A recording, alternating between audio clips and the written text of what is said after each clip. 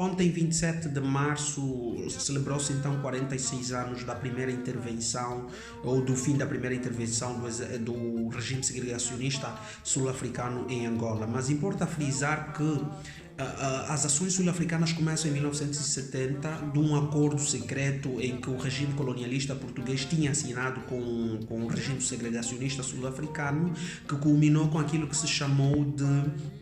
exercício Áucora, que visava então criar um quartel-general em janeiro de 1974 para fornecer apoio ao regime colonialista que encontrava-se em dificuldades face às ações levadas a cabo pelos movimentos de luta de libertação nacional. Portanto, em janeiro, em Portugal, recebe-se o ministro sul-africano Vorster, depois Jan Smith, que era o líder da Rodésia, e ficou então acordado que em janeiro de 1974 poderia-se criar o quartel-general, que depois poderia dar apoio ao colonizador português. Infelizmente, em abril de 1974 acontece a Revolução dos Cravos em Portugal, a queda do regime salazarista, e então Angola proclama a sua independência em 1975. Independência esta que foi proclamada por MPLA, sobretudo com o apoio das forças internacionalistas cubanas, e isto fez com que despertasse também aquilo que era a agenda norte-americana face à África Austral, porque também do ponto de vista daquilo que era a política internacional, vivia-se do quadro da Guerra Fria, e a agenda norte-americana era, digamos assim, instituir governos da maioria, governos democráticos que não optassem pelo comunismo. Então temia-se que com a proclamação da independência em Angola por parte de um movimento de orientação marxista ou comunista, isto poderia também alastrar-se o comunismo a nível da zona austral, porque depois a Namíbia ainda não era independente, estava sob tutela da África do Sul, e a África do Sul foi intervindo porque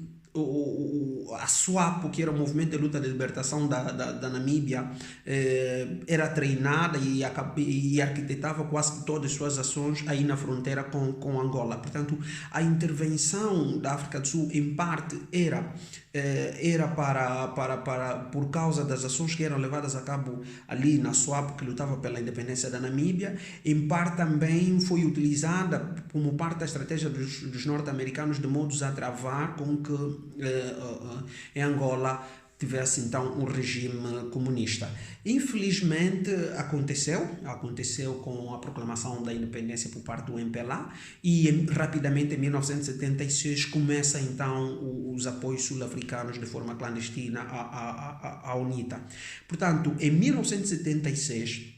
as fábulas começam com um conjunto de operações centro-sul, que visava então a libertação daqueles territórios, e no dia 4, ou de 12 a 24 de janeiro, foram libertos Huacucungo, Sumbe, depois em fevereiro, 8 de fevereiro, Benguela, Lubito, posteriormente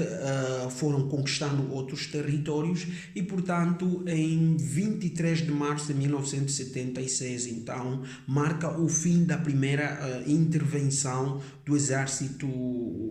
ou então do regime segregacionista sul-africano em Angola, o que se chamou o fim da Operação Carlota. Portanto, do ponto de vista daquilo que era o cenário internacional,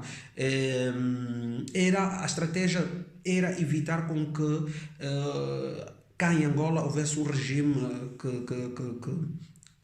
de orientação comunista, porque isto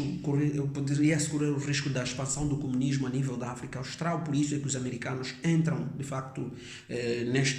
nesta senda e vão apoiando a África do Sul e a UNITA, e porque a agenda norte-americana era sobretudo a instituição de governos democráticos, governos da maioria, e então ensaiava-se já as negociações a nível da Rodésia, que é o Zimbábue. E então esta era a grande estratégia do ponto de vista da política internacional. E do ponto de vista da política interna era o conflito pela luta do poder entre os movimentos de luta de libertação, e a intervenção numa perspectiva sul-africana, numa perspectiva de interesses, era mais no sentido de evitar então com que